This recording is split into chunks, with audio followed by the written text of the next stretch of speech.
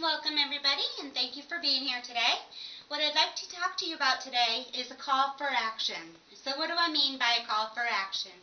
Well, in today's tough economic times, nonprofit organizations are having a tough time providing the services that they've always provided.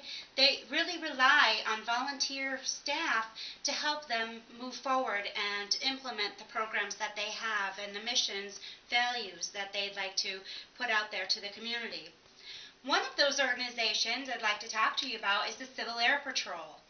The Civil Air Patrol is a humanitarian, not-for-profit organization that has been in existence since the 1930s. It was really the brainchild of a Jill Rob Wilson. He saw a need for Civil Air Patrol or for air patrol during the First World War. He looked around and he said, you know what, we really need to have something up in the sky to help us make sure that we can defend our coastal regions. So what he saw is that great need for aviation.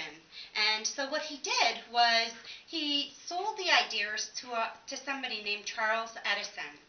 Charles Edison really saw, was really taken in by what he heard from Rob Wilson, and he said, you know what, we should do this.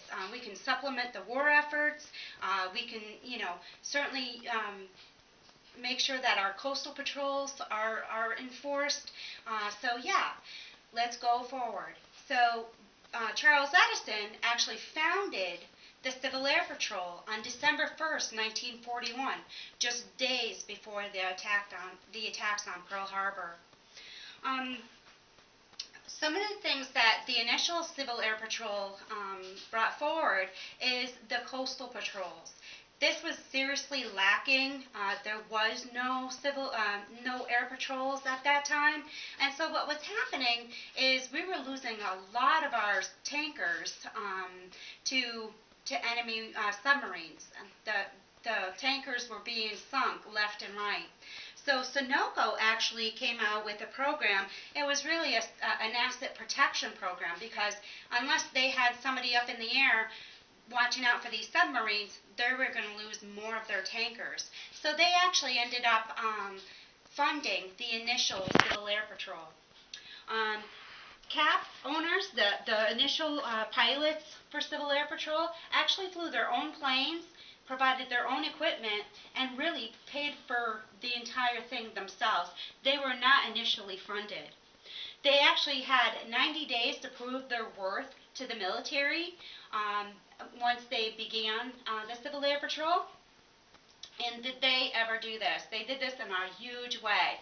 They were so successful at identifying enemy submarines that were potential hazards to these tankers that Germany actually ended up pulling out all of its U-boats. And when they did that, one of the statements that the Germans made was, damn those little red and yellow boats, yellow planes I'm sorry. And so they ended up, just being such an instrumental part of that.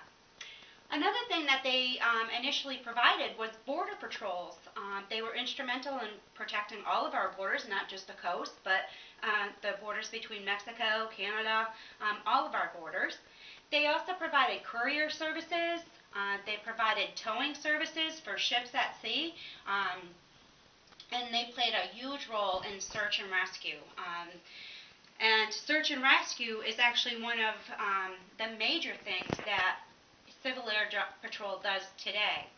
So let's take a look at what today's CAP provides. One of the very first things that they stand for today, that they provide, the service that they provide today, is emergency services. About 85% of all inland search and rescue is conducted by the Civil Air Patrol. As a matter of fact, when my son and I, when he was out on his first orientation flight, there was a call that came through, and he had to go out there and make a run for a missing plane. They did find the plane, but it was pretty cool that, he had that experience on his very first orientation flight. They also provide disaster relief during Hurricane Katrina and other natural disasters that we've had in our country.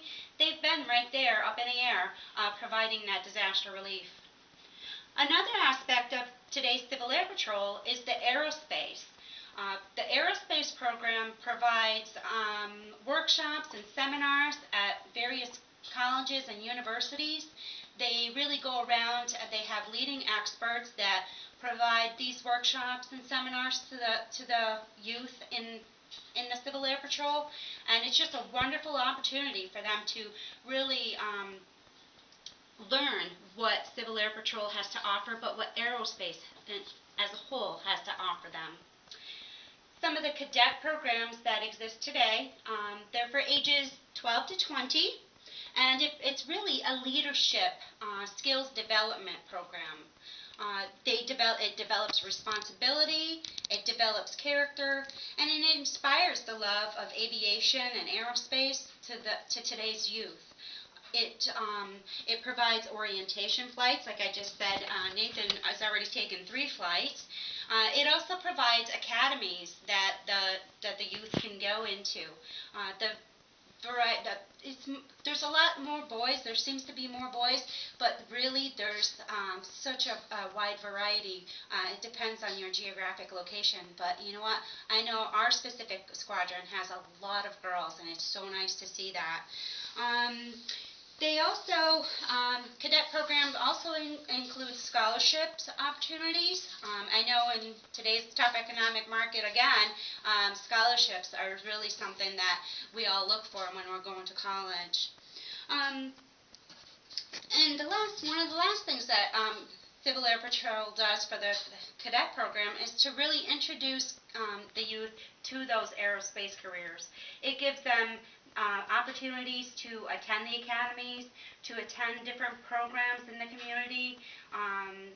They have the opportunity to go into encampments and to attend cadet officer schools in order to get a little bit more knowledge about what those aerospace opportunities are available to them as far as future career goals. So many of you might be thinking, well, geez, you know, it sounds like a lot of technical stuff. I'm not a pilot, so how can I contribute to Civil Air Patrol? Well, let me tell you, I am certainly no pilot, and I'm certainly not the brightest bulb in any box. But you know what? I do come to the table with a lot of skills, and I serve in our squadron as the administrative officer. I've had a lot of background into, administrative skills, and so that's something that I can bring forward to our squadron, is being their administrative officer. There's a variety of other positions you can hold. There's the safety officer, which, you have a manual. It'll tell you everything that you need to do.